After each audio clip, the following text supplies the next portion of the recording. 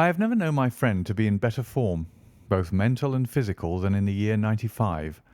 His increasing fame had brought with it an immense practice, and I should be guilty of an indiscretion if I were even to hint at the identity of some of the illustrious clients who crossed our humble threshold in Baker Street. Holmes, however, like all great artists, lived for his art's sake, and, save in the case of the Duke of Holderness, I have seldom known him claim any large reward for his inestimable services. So unworldly was he, or so capricious, that he frequently refused his help to the powerful and wealthy where the problem made no appeal to his sympathies, while he would devote weeks of most intense application to the affairs of some humble client whose case presented those strange and dramatic qualities which appealed to his imagination and challenged his ingenuity. In this memorable year '95, a curious and incongruous succession of cases had engaged his attention, ranging from his famous investigation of the sudden death of Cardinal Tosca, an inquiry which was carried out by him at the express desire of His Holiness the Pope, down to his arrest of Wilson, the notorious canary trainer, which removed a plague spot from the East End of London. Close on the heels of these two famous cases came the tragedy of Woodman's Lee and the very obscure circumstances which surrounded the death of Captain Peter Carey. No record of the doings of Mr. Sherlock Holmes would be complete which did not include some account of this very unusual affair. During the first week of July, my friend had been absent so often and so long from our lodgings that I knew he had something on hand. The fact that several rough-looking men called during that time and inquired for Captain Basil made me understand that Holmes was working somewhere under one of the numerous disguises and names with which he concealed his own formidable identity. He had at least 5 small refuges in different parts of London, in which he was able to change his personality. He said nothing of his business to me, and it was not my habit to force a confidence.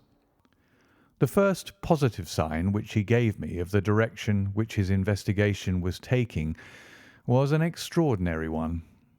He had gone out before breakfast, and I had sat down to mine when he strode into the room, his hat upon his head, and a huge barbed-headed spear tucked like an umbrella under his arm. "Good gracious, Holmes!" I cried. "You don't mean to say that you've been walking about London with that thing?" "I drove to the butcher's and back." "The butcher's?" "And I return with an excellent appetite. There can be no question, my dear Watson, of the value of exercise before breakfast. But I am prepared to bet that you will not guess the form that my exercise has taken." "I will not attempt it." He chuckled as he poured out the coffee. "If you could have looked into Allardyce's back shop, you would have seen a dead pig swung from a hook in the ceiling, and a gentleman in his shirt sleeves furiously stabbing at it with this weapon. I was that energetic person, and I have satisfied myself that by no exertion of my strength can I transfix the pig with a single blow. Perhaps you would care to try." "Not for worlds. But why were you doing this?" "Because it seemed to me to have an indirect bearing upon the mystery of Woodman's Lee. Ah, Hopkins, I got your wire last night, and I have been expecting you. Come and join us." Our visitor was an exceedingly alert man, 30 years of age, dressed in a quiet tweed suit, but retaining the erect bearing of one who was accustomed to official uniform. I recognised him at once as Stanley Hopkins, a young police inspector for whose future Holmes had high hopes, while he in turn professed the admiration and respect of a pupil for the scientific methods of the famous amateur. Hopkins's brow was clouded, and he sat down with an air of deep dejection. "No, thank you, sir. I breakfasted before I came round. I spent the night in town, for I came up yesterday to report." "And what have you to report?" "Failure, sir. Absolute failure." "You have made no progress?" "None." Dear me, I must have a look at the matter. I wish to heavens that you would, Mr. Holmes. It's my first big chance, and I'm at my wits' end. For goodness' sake, come down and lend me a hand." Well, well, it just happens that I have already read all the available evidence, including the report of the inquest, with some care. By the way, what do you make of that tobacco pouch found on the scene of the crime? Is there no clue there?" Hopkins looked surprised. "It was the man's own pouch, sir. His initials were inside it, and it was of sealskin, and he was an old sealer." "But he had no pipe?" "No, sir, we could find no pipe. Indeed, he smoked very little, and yet he might have kept some tobacco for his friends." "No doubt. I only mention it because if I had been handling the case I should have been inclined to make that the starting point of my investigation. However, my friend Dr. Watson knows nothing of this matter, and I should be none the worse for hearing the sequence of events once more. Just give us some short sketches of the essentials." Stanley Hopkins drew a slip of paper from his pocket. "I have a few dates here which will give you the career of the dead man. Captain Peter Carey. He was born in '45, 50 years of age. He was a most daring and successful seal and whale fisher. In 1883 he commanded the steam sealer Sea Unicorn of Dundee. He had then had several successful voyages in succession, and in the following year, 1884, he retired. After that he travelled for some years, and finally he bought a small place called Woodman's Lee near Forest Row in Sussex. There he has lived for 6 years, and there he died just a week ago today. There were some most singular points about the man. In ordinary life he was a strict Puritan, a silent, gloomy fellow. His household consisted of his wife, his daughter, aged 20, and 2 female servants. These last were continually changing, for it was never a very cheery situation, and sometimes it became past all bearing. The man was an intermittent drunkard, and when he had the fit on him he was a perfect fiend.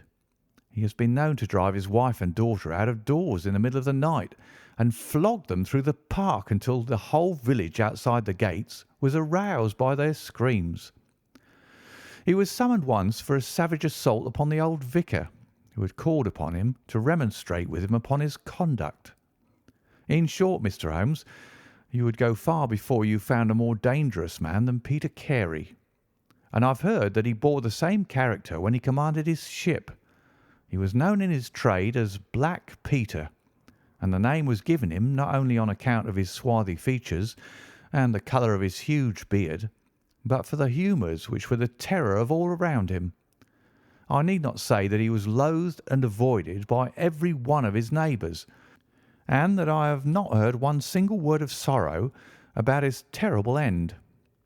You must have read in the account of the inquest about the man's cabin, Mr. Holmes, but perhaps your friend here has not heard of it. He had built himself a wooden outhouse. He always called it the cabin, a few hundred yards from his house, and it was here that he slept every night. It was a little single-roomed hut, 16 feet by 10. He kept the key in his pocket, made his own bed, cleaned it himself, and allowed no other foot to cross the threshold. There are small windows on each side which were covered by curtains and never opened. One of these windows was turned towards the high road, and when the light burned in it at night the folk used to point it out to each other and wonder what Black Peter was doing in there. That's the window, Mr. Holmes, which gave us one of the few bits of positive evidence that came out at the inquest. You remember that a stonemason named Slater, walking from Forest Row about 1 o'clock in the morning, 2 days before the murder, stopped as he passed the grounds and looked at the square of light still shining among the trees. He swears that the shadow of a man's head turned sideways was clearly visible on the blind, and that this shadow was certainly not that of Peter Carey, whom he knew well. It was that of a bearded man, but the beard was short and bristled forward in a way very different from that of the captain. So he says, but he had been 2 hours in the public house, and it is some distance from the road to the window. Besides, this refers to the Monday, and the crime was done upon the Wednesday. On the Tuesday, Peter Carey was in one of his blackest moods, flushed with drink and as savage as a dangerous wild beast. He roamed about the house, and the women ran for it when they heard him coming. Late in the evening, he went down to his own hut. About 2 o'clock the following morning, his daughter, who slept with her window open, heard a most fearful yell from that direction. But it was no unusual thing for him to bawl and shout when he was in drink, so no notice was taken. On rising at 7, one of the maids noticed that the door of the hut was open, but so great was the terror which the man caused that it was midday before anyone would venture down to see what had become of him. Peeping into the open door, they saw a sight which sent them flying with white faces into the village. Within an hour I was on the spot and had taken over the case. Well, I have fairly steady nerves, as you know, Mr. Holmes, but I give you my word that I got a shake when I put my head into that little house. It was droning like a harmonium with flies and bluebottles, and the floor and the walls were like a slaughterhouse. He had called it a cabin, and a cabin it was, sure enough, for you'd have thought that you were in a ship. There was a bunk at one end, a sea chest, maps and charts, a picture of the sea unicorn, a line of logbooks on a shelf, all exactly as one would expect to find it in a captain's room. And there, in the middle of it, was the man himself, his face twisted like a lost soul in torment, and his great brindled beard stuck upward in his agony. Right through his broad breast a steel harpoon had been driven, and it had sunk deep into the wood of the wall behind him.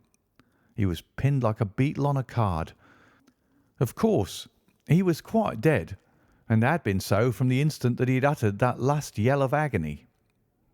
I know your methods, sir, and I applied them. Before I permitted anything to be moved, I examined most carefully the ground outside and also the floor of the room. There were no footmarks. Meaning you saw none? I assure you, sir, that there were none.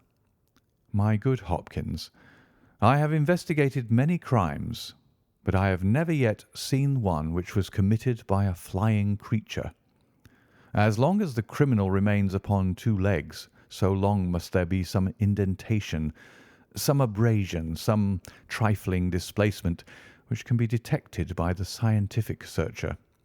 It is incredible that this blood-bespattered room contained no trace which could have aided us. I understand, however, from the inquest that there were some objects which you failed to overlook. The young inspector winced at my companion's ironical comments. I was a fool not to call you in at the time, Mr. Holmes. However, that's past praying for now. Yes, there were several objects in the room which called for special attention. One was the harpoon with which the deed was committed. It had been snatched down from a rack on the wall. 2 others remained there, and there was a vacant place for the third. On the stock was engraved SS Seacorn, Dundee. This seemed to establish that the crime had been done in a moment of fury, and that the murderer had seized the first weapon which came his way. The fact that the crime was committed at 2 in the morning, and yet Peter Carey was fully dressed, suggested that he had had an appointment with the murderer, which is borne out by the fact that a bottle of rum and 2 dirty glasses stood upon the table. Yes, said Holmes, I think that both inferences are permissible. Was there any other spirit but rum in the room? Yes, and there was a tantalus containing brandy and whisky on the sea chest. It is of no importance to us, however, since the decanters were full, and it had therefore not been used. For all that, its presence has some significance, said Holmes. However, let us hear some more about the objects which do seem to you to bear upon the case. There was this tobacco pouch upon the table. What part of the table? It lay in the middle. It was, of course, sealskin, the straight-haired skin with a leather thong to bind it. Inside was P.C. on the flap. There was half an ounce of strong ship's tobacco in it. Excellent. What more? Stanley Hopkins drew from his pocket a drab-covered notebook. The outside was rough and worn, the leaves discoloured. On the first page were written the initials J.H.N. and the date 1883.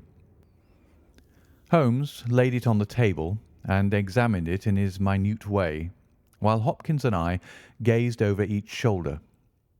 On the second page were the printed letters C.P.R., and then came several sheets of numbers. Another heading was Argentine, another Costa Rica, and another San Paulo, each with pages of signs and figures after it. "What do you make of these?" asked Holmes. "They appear to be lists of stock exchange securities. I thought that J.H.N. were the initials of a broker, and that C.P.R. may have been his client." "Try Canadian Pacific Railway," said Holmes. Stanley Hopkins swore between his teeth and struck his thigh with his clenched hand. "What a fool I've been!" he cried. "Of course, it is as you say. Then J.H.N. are the only initials we have to solve. I have already examined the old stock exchange lists, and I can find no one in 1883, either in the house or among the outside brokers, whose initials correspond with these. Yet I feel that the clue is the most important one that I hold. You will admit, Mr. Holmes, that there is a possibility that these initials are those of the second person who was present, in other words, of the murderer.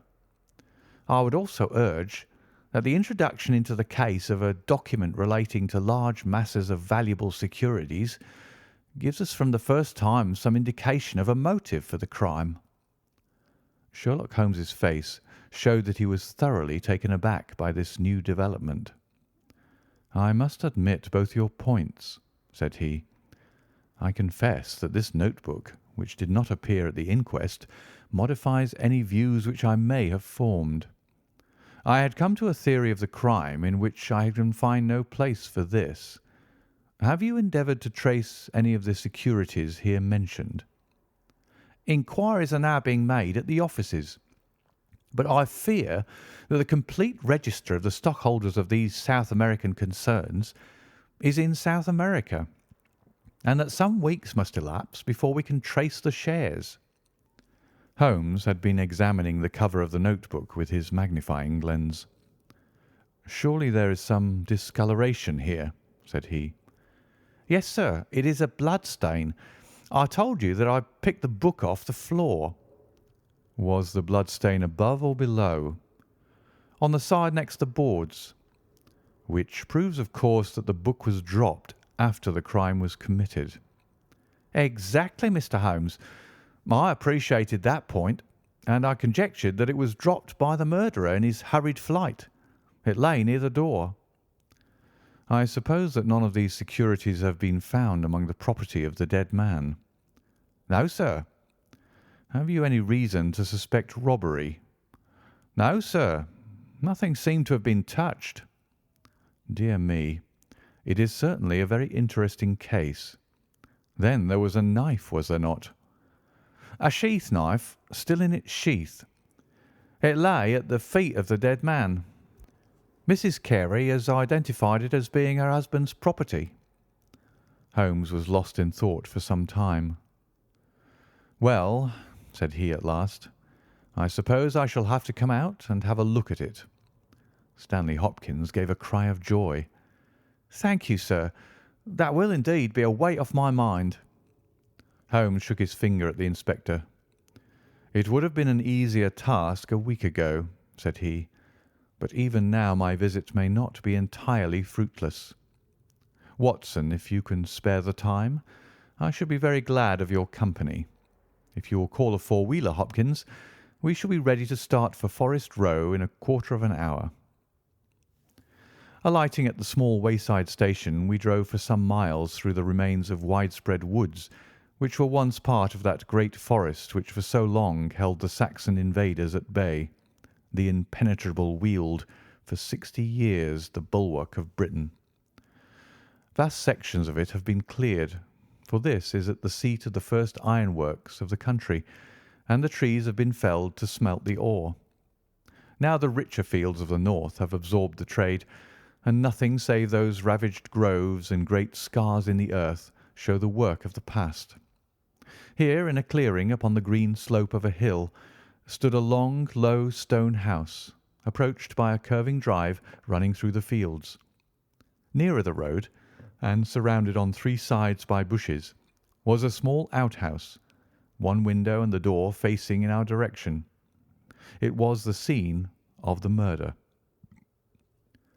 Stanley Hopkins led us first to the house, where he introduced us to a haggard, grey-haired woman, the widow of the murdered man, whose gaunt and deep-lined face, with the furtive look of terror in the depths of her red-rimmed eyes, told of the years of hardship and ill usage which she had endured. With her was her daughter, a pale, fair-haired girl whose eyes blazed defiantly at us as she told us that she was glad that her father was dead, and that she blessed the hand which had struck him down. It was a terrible household that Black Peter Carey had made for himself, and it was with a sense of relief that we found ourselves in the sunlight again, and making our way along a path which had been worn across the fields by the feet of the dead man. The outhouse was the simplest of dwellings, wooden-walled, shingle-roofed, one window beside the door and one on the farther side. Stanley Hopkins drew the key from his pocket and had stooped to the lock when he paused with a look of attention and surprise upon his face. "Someone has been tampering with it," he said.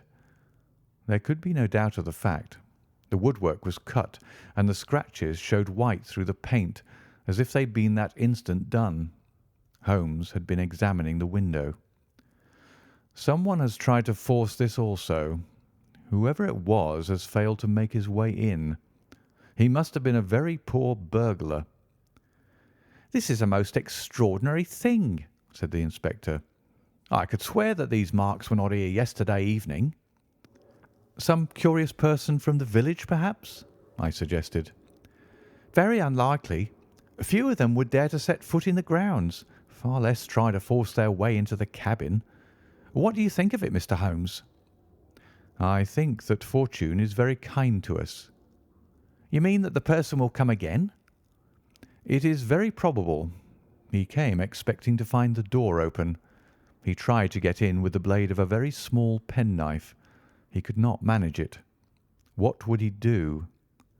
"Come again next night with a more useful tool." "So I should say.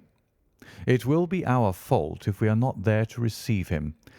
Meanwhile, let me see the inside of the cabin." The traces of the tragedy had been removed, but the furniture within the little room still stood as it had been on the night of the crime. For 2 hours, with most intense concentration, Holmes examined every object in turn, but his face showed that his quest was not a successful one. Only once he paused in his patient investigation.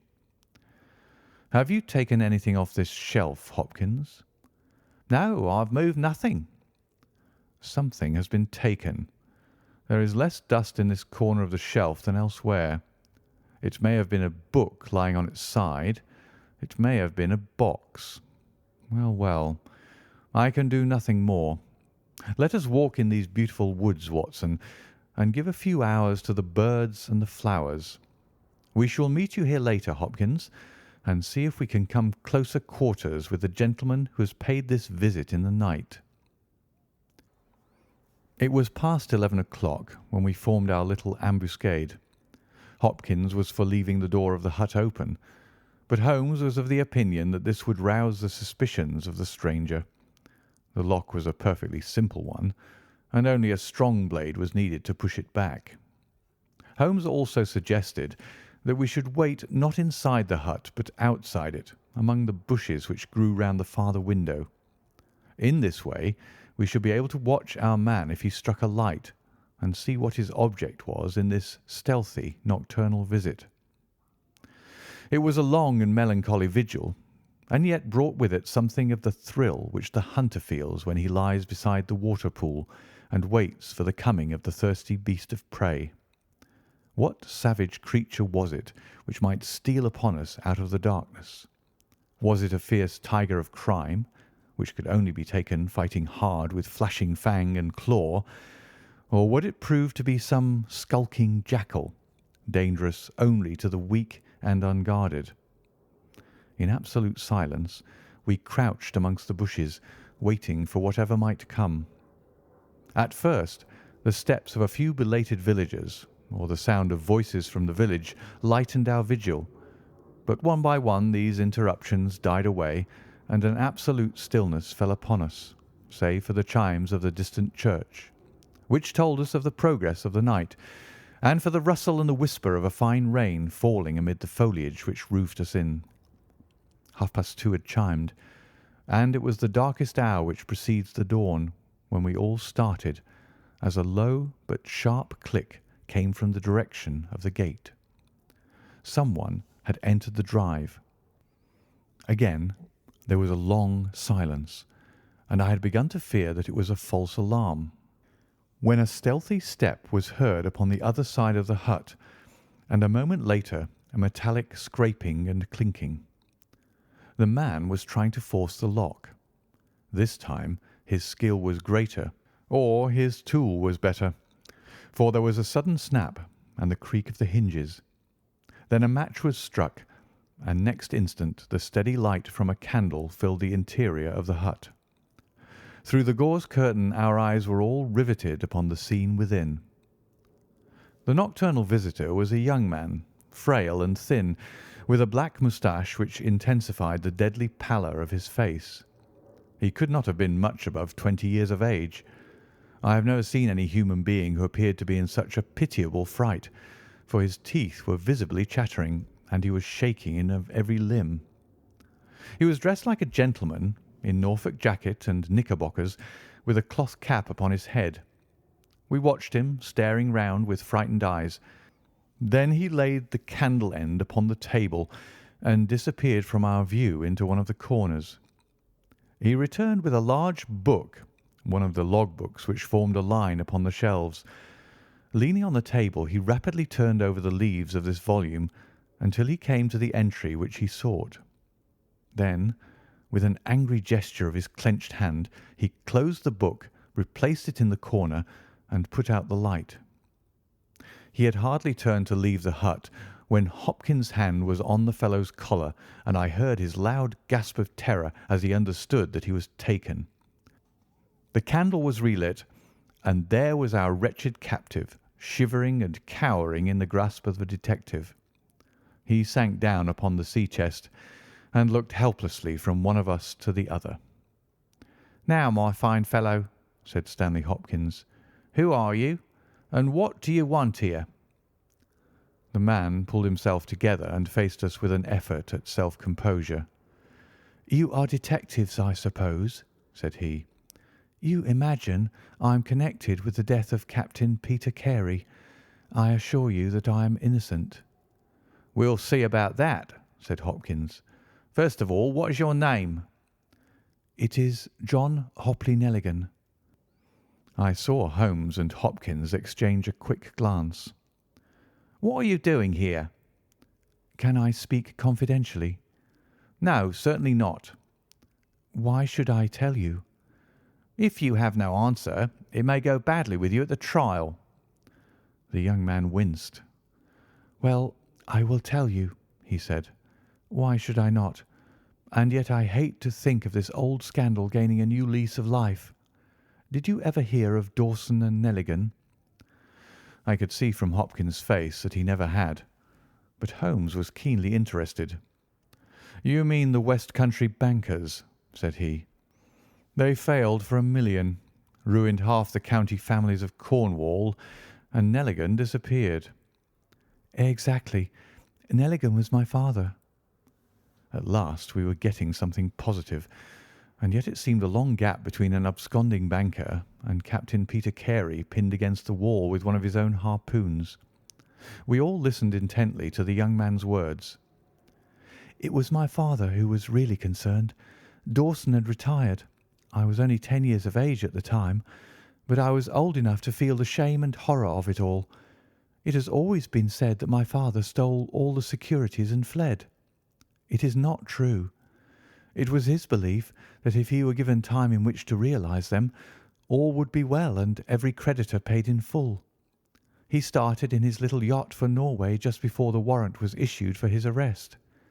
I can remember that last night, when he bade farewell to my mother. He left us a list of the securities he was taking, and he swore that he would come back with his honour cleared, and that none who had trusted him would suffer. Well, no word was ever heard from him again. Both the yacht and he vanished utterly. We believed, my mother and I, that he and it, with the securities that he had taken with him, were at the bottom of the sea. We had a faithful friend, however, who is a business man, and it was he who discovered some time ago that some of the securities which my father had with him had reappeared on the London market. You can imagine our amazement. I spent months in trying to trace them, and at last, after many doubtings and difficulties, I discovered that the original seller had been Captain Peter Carey, the owner of this hut. Naturally, I made some inquiries about the man. I found that he had been in command of a whaler which was due to return from the Arctic seas at the very time when my father was crossing to Norway. The autumn of that year was a stormy one, and there was a long succession of southerly gales. My father's yacht may well have been blown to the north, and there met by Captain Peter Carey's ship. If that was so, what had become of my father? In any case, if I could prove from Peter Carey's evidence how these securities came on the market, it would be a proof that my father had not sold them, and that he had no view to personal profit when he took them. I came down to Sussex with the intention of seeing the captain, but it was at this moment that his terrible death occurred. I read at the inquest a description of his cabin, in which it stated that the old logbooks of his vessel were preserved in it. It struck me that if I could see what occurred in the month of August 1883 on board the Sea Unicorn, I might settle the mystery of my father's fate. I tried last night to get at these logbooks, but was unable to open the door. Tonight I tried again and succeeded, but I find that the pages which deal with that month have been torn from the book. It was that moment I found myself a prisoner in your hands." "Is that all?" asked Hopkins. "Yes, that is all." His eyes shifted as he said, "You have nothing else to tell us?" He hesitated. "No, there is nothing." "You have not been here before last night?" "No." "Then how do you account for that?" cried Hopkins, as he held up the damning notebook with the initials of our prisoner on the first leaf and the blood stain on the cover. The wretched man collapsed. He sank his face in his hands and trembled all over. "Where did you get it?" he groaned. "I didn't know. I thought I'd lost it at the hotel." "That's enough," said Hopkins sternly. "Whatever else you have to say, you must say it in court. You will walk down with me now to the police station. Well, Mr. Holmes, I am very much obliged to you and to your friend for coming down to help me. As it turns out, your presence was unnecessary, and I would have brought the case to this successful issue without you. But, none the less, I am grateful. Rooms have been reserved for you at the Bramley Hotel, so we can all walk down to the village together." "Well, Watson, what do you think of it?" asked Holmes as we travelled back next morning. "I can see that you're not satisfied." "Oh, yes, my dear Watson, I am perfectly satisfied. At the same time, Stanley Hopkins's methods do not commend themselves to me. I am disappointed in Stanley Hopkins. I had hoped for better things from him. One should always look for a possible alternative and provide against it. It is the first rule of criminal investigation." "What, then, is the alternative?" "The line of investigation which I have myself been pursuing. It may give us nothing, I cannot tell, but at least I shall follow it to the end." Several letters were waiting for Holmes at Baker Street. He snatched one of them, opened it, and burst out into a triumphant chuckle of laughter. "Ha! Excellent, Watson. The alternative develops. Have you telegraph forms? Just write a couple of messages for me. Sumner, shipping agent, Ratcliffe Highway. Send 3 men on to arrive 10 tomorrow morning. Basil. That's my name in those parts. And the other is Inspector Stanley Hopkins, 46 Lord Street, Brixton. Come breakfast tomorrow at 9:30. Important. Wire if unable to come. Sherlock Holmes." There, Watson. This infernal case has haunted me for 10 days. I hereby banish it completely from my presence. Tomorrow, I trust that we shall hear the last of it forever. Sharp at the hour named, Inspector Stanley Hopkins appeared, and we sat down together to the excellent breakfast which Mrs. Hudson had prepared. The young detective was in high spirits at his success. "You really think that your solution must be correct?" asked Holmes. "I could not imagine a more complete case." "It did not seem to me conclusive." "You astonish me, Mr. Holmes. What more could one ask for?" "Does your explanation cover every point?" "Undoubtedly. I find that young Nelligan arrived at the Bramley Hotel on the very day of the crime. He came on the pretence of playing golf. His room was on the ground floor, and he could get out when he liked. That very night he went down to the Woodman's Lee, saw Peter Carey at the hut, quarrelled with him and killed him with the harpoon. Then, horrified by what he'd done, he fled out of the hut, dropping the notebook which he had brought with him in order to question Peter Carey about those different securities. You may have observed that some of them were marked with ticks and the others, the great majority, were not. Those which are ticked have been traced on the London market, but the others, presumably, were still in the possession of Carey, and young Nelligan, according to his own account, was anxious to recover them in order to do the right thing by his father's creditors. After his flight, he did not dare to approach the hut again for some time, but at last he forced himself to do so in order to obtain the information which he needed. Surely that is all simple and obvious." Holmes smiled and shook his head. "It seems to me to have only one drawback, Hopkins, and that is that it is intrinsically impossible. Have you tried to drive a harpoon through a body?" "No." "Tut, tut, my dear sir. You must really pay attention to these details. My friend Watson could tell you that I spent a whole morning in that exercise. It is no easy matter, and requires a strong and practised arm. But this blow was delivered with such violence that the head of the weapon sank deep into the wall. Do you imagine that this anemic youth was capable of so frightful an assault? Is he the man who hobnobbed in rum and water with Black Peter in the dead of the night? Was it his profile that was seen on the blind 2 nights before? No, no, Hopkins. It is another and more formidable person for whom we must seek."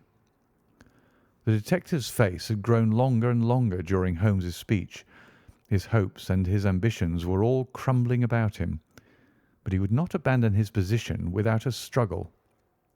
"You can't deny that Nelligan was present that night, Mr. Holmes. The book will prove that. I fancy that I have evidence enough to satisfy a jury, even if you are able to pick a hole in it. Besides, Mr. Holmes, I have laid my hand upon my man. As to this terrible person of yours, where is he?" "I rather fancy that he is on the stair," said Holmes serenely. "I think, Watson, that you would do well to put that revolver where you can reach it." He rose and laid a written paper upon a side table. "Now we are ready," said he. There had been some talking in gruff voices outside, and now Mrs. Hudson opened the door to say that there were 3 men inquiring for Captain Basil. "Show them in one by one," said Holmes.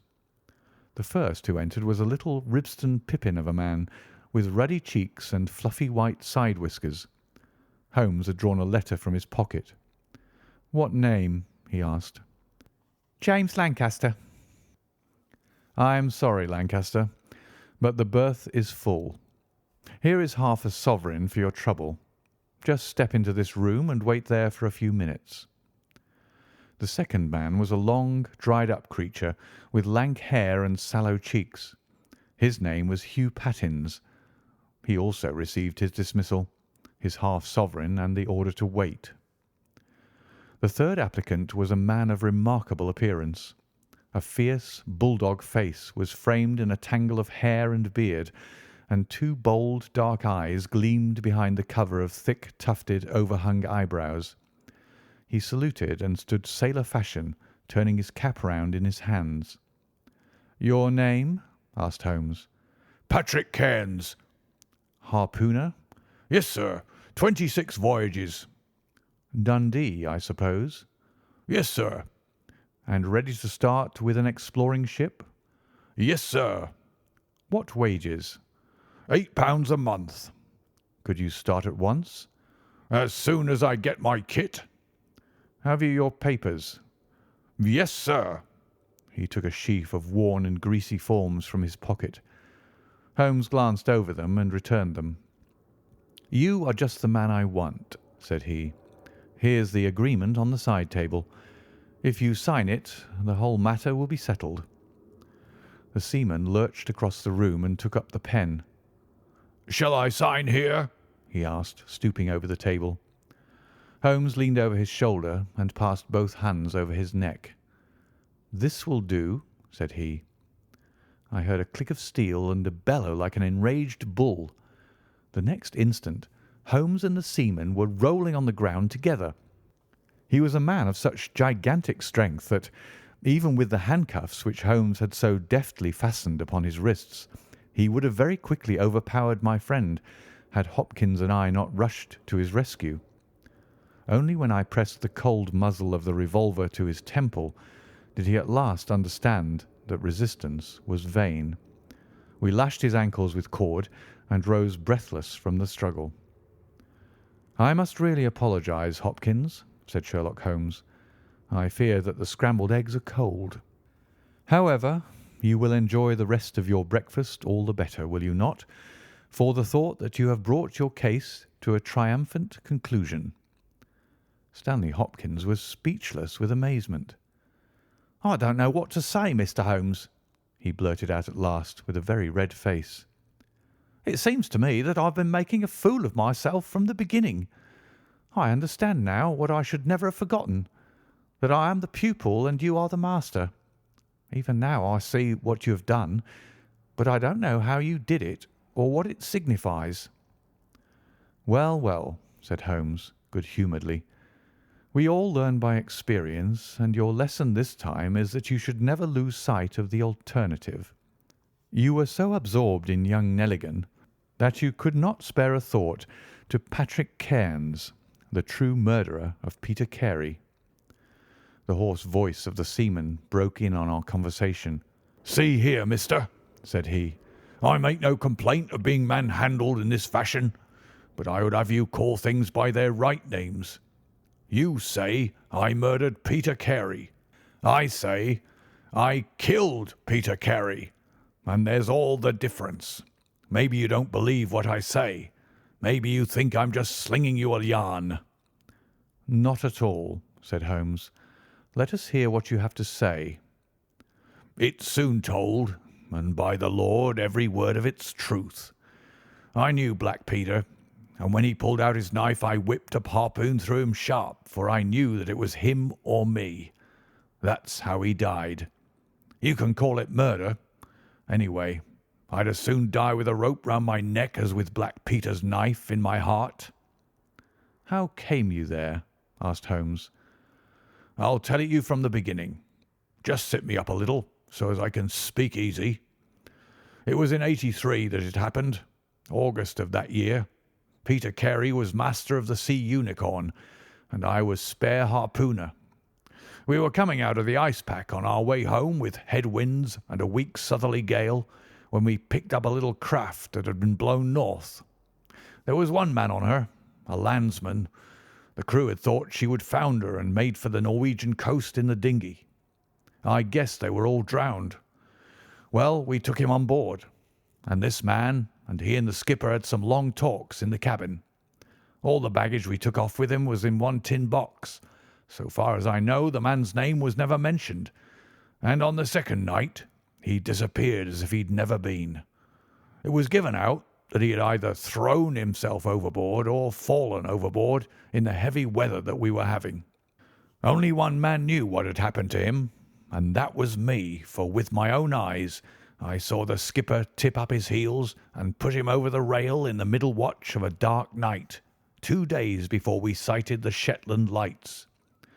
Well, I kept my knowledge to myself and waited to see what would come of it. When we got back to Scotland it was easily hushed up, and nobody asked any questions. A stranger died by accident, and it was nobody's business to inquire. Shortly after, Peter Carey gave up the sea, and it was long years before I could find where he was. I guessed that he had done the deed for the sake of what was in that tin box, and that he could afford now to pay me well for keeping my mouth shut. I found out where he was from a sailor-man that had met him in London, and down I went to squeeze him.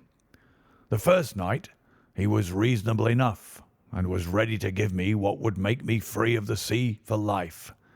We were to fix it all 2 nights later. When I came, I found him 3 parts drunk and in a vile temper. We sat down and we drank and we yarned about old times, but the more he drank, the less I liked the look on his face. I spotted that harpoon upon the wall, and I thought I might need it before I was through. Then at last he broke out at me, spitting and cursing, with murder in his eyes and a great clasp knife in his hand. He had not time to get it from the sheath before I had the harpoon through him. Heavens, what a yell he gave, and his face gets between me and my sleep. I stood there with his blood splashing round me, and I waited for a bit, but all was quiet, so I took heart once more. I looked round, and there was the tin box on the shelf. I had as much right to it as Peter Carey, anyhow, so I took it with me and left the hut. Like a fool, I left my baccy pouch upon the table. Now I'll tell you the queerest part of the whole story. I had hardly got outside the hut when I heard someone coming, and I hid among the bushes. A man came slinking along, went into the hut, gave a cry as if he'd seen a ghost, and legged it as hard as he could run until he was out of sight. Who he was or what he wanted is more than I can tell. For my part, I walked 10 miles, got a train at Tunbridge Wells, and so reached London, and no one the wiser. Well, when I came to examine the box, I found there was no money in it, and nothing but papers that I would not dare to sell. I had lost my hold on Black Peter and was stranded in London without a shilling. There was only my trade left. I saw these advertisements about harpooners and high wages, so I went to the shipping agents and they sent me here. That's all I know, and I say again that if I killed Black Peter, the law should give me thanks, for I saved them the price of a hempen rope." "A very clear statement," said Holmes, rising and lighting his pipe. "I think, Hopkins, that you should lose no time in conveying your prisoner to a place of safety. This room is not well adapted for a cell, and Mr. Patrick Cairns occupies too large a proportion of our carpet." "Mr. Holmes," said Hopkins, "I do not know how to express my gratitude. Even now I don't understand how you attained this result." "Simply by having the good fortune to get the right clue from the beginning. It is very possible if I had known about this notebook it might have led away my thoughts as it did yours. But all I heard pointed in the one direction. The amazing strength, the skill in the use of the harpoon, the rum and water, the sealskin tobacco pouch with the coarse tobacco, all these pointed to a seaman, and one who had been a whaler. I was convinced that the initials P.C. upon the pouch were a coincidence, and not those of Peter Carey, since he seldom smoked, and no pipe was found in his cabin. You remember that I asked whether whisky and brandy were in the cabin. You said they were. How many landsmen are there who would drink rum when they could get these other spirits? Yes, I was certain it was a seaman." "And how did you find him?" "My dear sir, the problem had become a very simple one. If it were a seaman, it could only be a seaman who had been with him on the Sea Unicorn. So far as I could learn, he had sailed in no other ship. I spent 3 days in wiring to Dundee, and at the end of that time I had ascertained the names of the crew of the Sea Unicorn in 1883. When I found Patrick Cairns among the harpooners, my research was nearing its end. I argued that the man was probably in London, and that he would desire to leave the country for a time. I therefore spent some days in the East End, devised an Arctic expedition, put forth tempting terms for harpooners who would serve under Captain Basil, and behold the result." "Wonderful!" cried Hopkins. "Wonderful!" "You must obtain the release of young Nelligan as soon as possible," said Holmes. "I confess that I think you owe him some apology. The tin box must be returned to him, but, of course, the securities which Peter Carey has sold are lost forever. There's the cab, Hopkins, and you can remove your man. If you want me for the trial, my address and that of Watson will be somewhere in Norway. I'll send particulars later."